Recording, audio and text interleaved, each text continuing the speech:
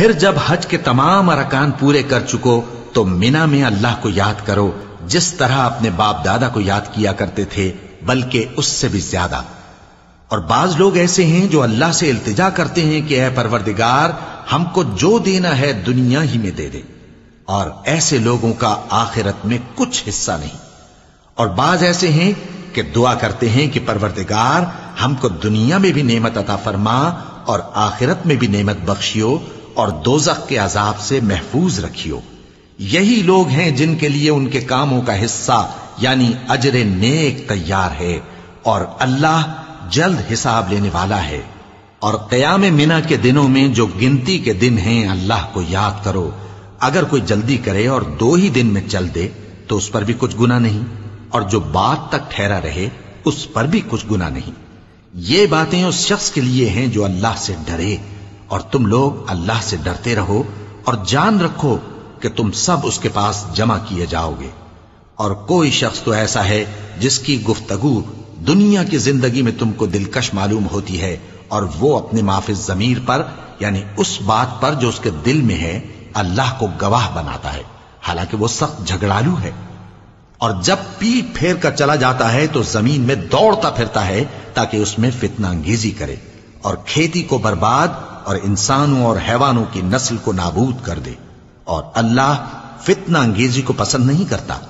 اور جب اس سے کہا جاتا ہے کہ اللہ سے خوف کر تو غرور اس کو گناہ میں پھنسا دیتا ہے، سو اس کو جہنم کافی ہے اور وہ بہت برا ٹھکانہ ہے۔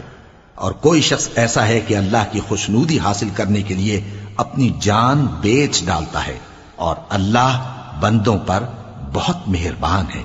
مومنو، اسلام میں پورے داخل ہو جاؤ اور شیطان کے پیچھے نہ چلو، وہ تو تمہارا کھلا دشمن ہے۔ پھر اگر تم احکام روشن پہنچ جانے کے بعد لڑکھڑا جاؤ تو جان رکھو کہ اللہ غالب ہے، حکمت والا ہے۔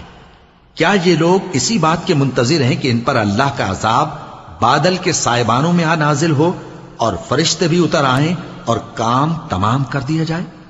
اور سب کاموں کا رجوع اللہ ہی کی طرف ہے۔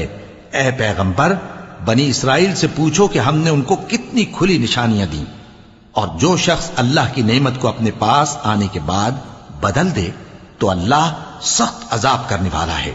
اور جو کافر ہیں ان کے لیے دنیا کی زندگی خوشنما کر دی گئی ہے، اور وہ مومنوں سے تمسخر کرتی ہیں، لیکن جو پرہیزگار ہیں وہ قیامت کے دن ان سے اوپر ہوں گے۔ اور اللہ جس کو چاہتا ہے بے حساب رزق دیتا ہے۔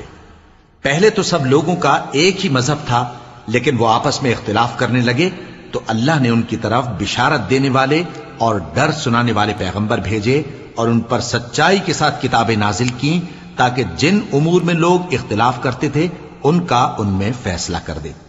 اور اس میں اختلاف بھی انہی لوگوں نے کیا جن کو کتاب دی گئی تھی، باوجود کہ ان کے پاس کھلے ہوئے احکام آ چکے تھے، اور یہ اختلاف انہوں نے صرف آپس کی ضد سے کیا۔ تو جس امر حق میں وہ اختلاف کرتے تھے اللہ نے اپنی مہربانی سے مومنوں کو اس کی راہ دکھا دی، اور اللہ جس کو چاہتا ہے سیدھا راستہ